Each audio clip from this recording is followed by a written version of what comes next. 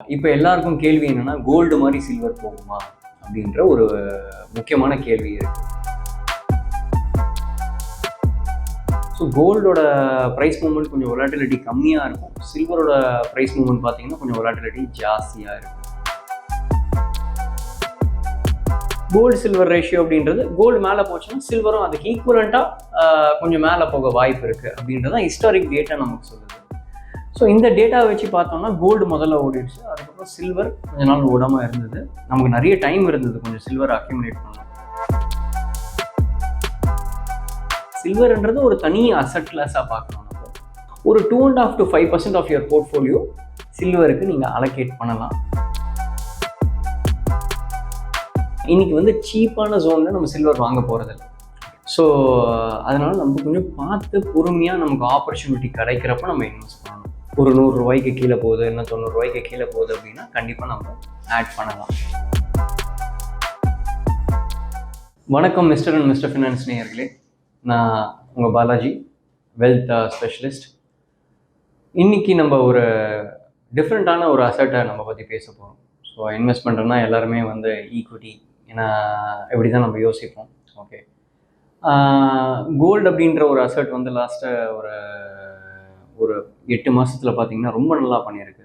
Okay, so அதோடு சேர்ந்து silver அப்படின்ற ஒரு அசட்டும் பார்த்தீங்க அப்படின்னா ஸ்லோவாக வந்து பிரேக் அவுட் ஆகுது அந்த ஜோனில். ஸோ இப்போ எல்லாருக்கும் கேள்வி என்னென்னா, கோல்டு மாதிரி சில்வர் போகுமா அப்படின்ற ஒரு முக்கியமான கேள்வி இருக்குது. ஓகே, ஸோ நம்ம 2 விஷயம் புரிஞ்சுக்கணும். சில்வர் இன்வெஸ்ட்மெண்ட்டை வர்றப்போ, சில்வர் அண்ட் கோல்டு இன்வெஸ்ட்மெண்ட் வர்றப்போ, கோல்டுன்றது பார்த்தீங்கன்னா reserve currency. So reserve banks, federal banks எல்லாமே வந்து பார்த்திங்கன்னா ஒரு ரிசர்வாக அவங்களோட பேங்க்ஸில் மெயின்டைன் பண்ணுவாங்க. So it's a reserve currency. So அதனால் பார்த்திங்கன்னா அதோட ஒரு ப்ரைஸ் மூவ்மெண்ட்ன்றது பார்த்திங்க அப்படின்னா கொஞ்சம் வித்தியாசமாக இருக்கும் சில்வரை விட. ஸோ கோல்டோட ப்ரைஸ் மூவ்மெண்ட் கொஞ்சம் வொலாட்டிலிட்டி கம்மியாக இருக்கும். சில்வரோட ப்ரைஸ் மூவ்மெண்ட் பார்த்திங்கன்னா கொஞ்சம் வொலாட்டிலிட்டி ஜாஸ்தியாக இருக்கும். ஓகே, ஸோ கோல்டு வந்து ஒரு பர்ஃபெக்ட் ஹெட்ஜாக இருக்கும். உங்களோட ஈக்விட்டி இன்வெஸ்டிங்க்கு இந்த மாதிரி இருக்கிறதுக்கு ஒரு பர்ஃபெக்ட் ஹெட்ஜாக இருக்கும். கோல்டு வந்து ஒரு சேஃப்டி அப்படின்னு சொல்லுவாங்க. ஓகே, ஸோ ஜென்ரலாக ரிஸ்க் ஜாஸ்தி இருக்குன்னா எல்லாம் ரிசர்வ் பேங்க்லேருந்து எல்லாருமே பார்த்தீங்கன்னா they will go into gold. So அதனால தான் பார்த்தீங்கன்னா ரீசெண்டாக நிறைய எக்கனாமிக் ஆக்டிவிட்டியில் நம்ம வார் இதெல்லாம் பார்க்குறதால எல்லாருமே வந்து கோல்டுக்குள்ளே போகிறாங்க. ஓகே, ஸோ இதுக்கு முன்னாடி பார்த்தீங்க அப்படின்னா கோல்டு ஒரு 14 வருஷம் பெருசாக மூவே ஆகலை கோல்டு. ஓகேங்களா, ஏன்னா நடுவில் பிட்காயின் அப்படின்ற ஒரு விஷயம் வந்ததால் கோல்டு பக்கம் போகல மக்கள், எல்லோரும் பிட்காயின் பக்கம் போயிட்டாங்க. பட் ஆனால் இந்த வாட்டி என்னென்னா சில விஷயம்லாம் ரொம்ப சீரியஸாக இருக்கிறதால மறுபடியும் people have come back to gold.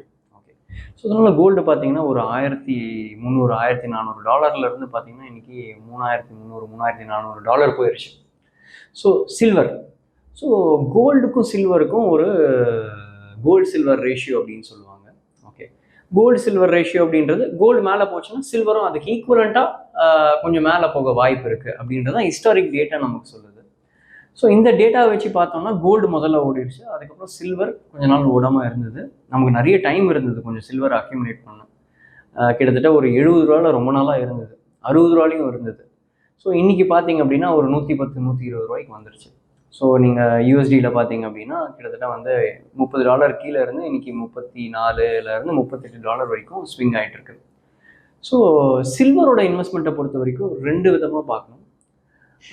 ஒன்று வந்து கோல்டு மாதிரி அது பண்ணாது, ஹெட்ஜு கிடையாது உங்கள் போர்ட்ஃபோலியோவில். சில்வர்ன்றது ஒரு தனி அசட் கிளாஸாக பார்க்கணும். நம்ம ஒரு 2.5 to 5% ஆஃப் யுவர் போர்ட்ஃபோலியோ சில்வருக்கு நீங்கள் அலோகேட் பண்ணலாம்.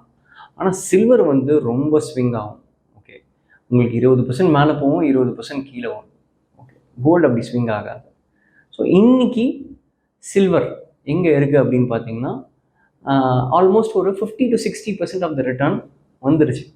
ஓகே, ஸோ இன்னொரு ஒரு 30 to 40% ரிட்டர்ன் வர்ற வாய்ப்பு இருக்குது நமக்கு. ஆனால் இன்றைக்கி வந்து சீப்பான ஜோனில் நம்ம சில்வர் வாங்க போகிறதில்ல. ஓகே, ஸோ அதனால் நம்ம கொஞ்சம் பார்த்து பொறுமையாக நமக்கு ஆப்பர்ச்சுனிட்டி கிடைக்கிறப்ப நம்ம இன்வெஸ்ட் பண்ணணும். ஒரு 100 ரூபாய்க்கு கீழே போகுது, இல்லை 90 ரூபாய்க்கு கீழே போகுது அப்படின்னா கண்டிப்பாக நம்ம ஆட் பண்ணலாம். ஓகே, ஆனால் இன்றைக்கி மொமெண்டம் ஸ்ட்ராங்காக இருக்குது சில்வருக்கு. அதனால் கீழே வராமல் மேலே கூட போகிற வாய்ப்பு இருக்குது சில்வருக்கு. ஆனால் சில்வரில் ஒரு கேப் இருக்குது, கொஞ்சம் ரிட்டர்ன்ஸ் பண்ணுறதுக்கு ஒரு கேப் இருக்குது. ஸோ சில்வரை பொறுத்த வரைக்கும் சில்வரோட யூசேஜ்னு பார்த்தீங்கன்னா நிறைய இடத்துல யூஸ் பண்ணுவாங்க. இன்றைக்கி வந்து ஒரு டிஃபென்ஸில், ஒரு ஏரோஸ்பேஸில், ஓகே, உங்களுக்கு இவி ஸ்பேஸில், இங்கே எல்லாமே வந்து சில்வரோட ரெக்குவயர்மெண்ட் ஜாஸ்தி. ஓகே, ஸோ இந்த சில்வர் கோல்டெல்லாம் பார்த்தீங்கன்னா மைன்ஸ்லேருந்து மைன் பண்ணுவாங்க. ஸோ இந்த ப்ரொடக்டிவிட்டி அப்படின்னு சொல்லுவாங்க. ஓகே, நீங்கள் எவ்வளோ ப்ரொடக்ஷன் பண்ணுறீங்க அப்படின்னு. ஸோ லாஸ்ட்டு ஒரு 3-4 டிகேடாக பார்த்தீங்கன்னா புது மைனிங்லாம் வரல, பழைய மைனிங் தான் இருக்குது. ஸோ இப்போ டிமாண்ட் மேலே போச்சு அப்படின்னா இண்டஸ்ட்ரியல் டிமாண்ட், சில்வரோட ப்ரைஸ் மேலே போக வாய்ப்பு இருக்குது. ஸோ இது ஒரு விஷயம் இருக்குது, இது நம்ம கண்டிப்பாக பார்க்க வேண்டிய ஒரு விஷயம். ஸோ ஸ்லோவாக டிமாண்ட் ஜாஸ்தி வருது.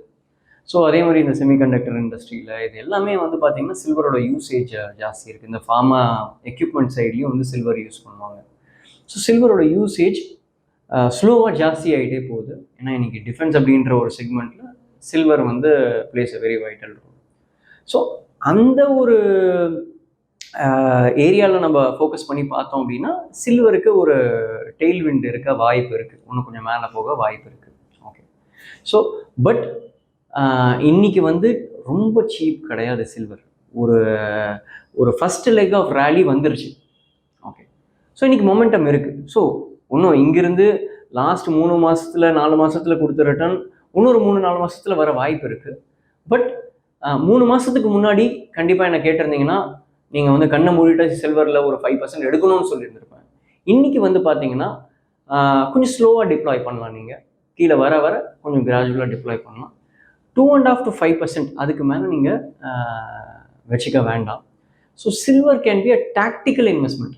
It can be like a gold. Long இன்வெஸ்ட்மெண்ட்டாக நீங்கள் உங்கள் போர்ட்ஃபோலியோவில் ஸ்டாட்டிக்காக வச்சுக்க முடியாது. சில்வர் வந்து ரொம்ப டாக்டிக்கல் இன்வெஸ்ட்மெண்ட்.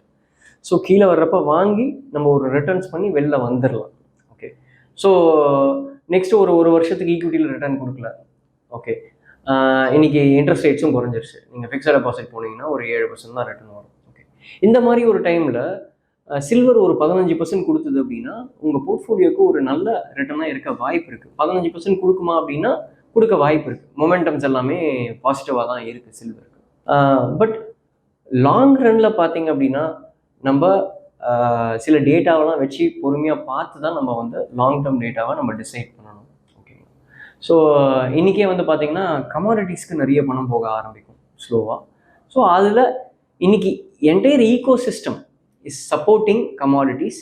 அதில் சில்வரில் சில வேல்யூவேஷன் இருக்குது. அந்த கோல்டு சில்வர் ரேஷியோ எடுத்திங்கன்னா கோல்டு போன ரேட்டுக்கு சில்வர் போல. அதே மாதிரி சில்வரோட ப்ரொடக்ஷன் லிமிட்டடாக இருக்கும். பட் ஆனால் அதோட ரிக்குவயர்மெண்ட் ஜாஸ்தி எல்லா இண்டஸ்ட்ரீஸ்லையும். சில்வரை ஒரு டாக்டிக்கல் இன்வெஸ்ட்மெண்ட்டாக பார்க்கலாம். பொறுமையாக இன்வெஸ்ட் பண்ணுங்கள். சில்வரை ஒரு 100 ரூபாய்க்கு கீழே வர்றப்போ ஸ்லோவாக கிராஜுவலாக ஆட் பண்ண ஆரம்பிங்க. Silver can surprises. ஸோ இதுதான் சில்வரை பற்றி ஒரு தாட். ஸோ இன்னொரு விஷயம் பார்த்தீங்க அப்படின்னா இண்டஸ்ட்ரியல் டிமாண்ட் நிறைய இருக்க போகுது அப்படின்னு நம்ம சொல்கிறோம். அப்போ ஏன் சில்வர் மேலே போகக்கூடாது? ஏன்னா டிமாண்ட் ஜாஸ்தியானால் கண்டிப்பாக ப்ரைஸ் மேலே போய் தான் ஆகணும். இது நம்ம எக்கனாமிக்ஸில் படிச்சிருப்போம். பட் நீங்கள் ஹிஸ்டாரிக் டேட்டா லாஸ்ட் ஒரு 20 வருஷம் 30 வருஷம் டேட்டா எடுத்து பார்த்தீங்கன்னா சில்வர் வந்து ஒரு ரேஞ்ச்குள்ளேயே தான் போகும். ஒரு 30 ரூபா போயிட்டு 60 ரூபா போகும், 70 ரூபா போயிட்டு 30 ரூபா வரும். அந்த மாதிரி தான் நம்ம பார்த்துருக்கோம்.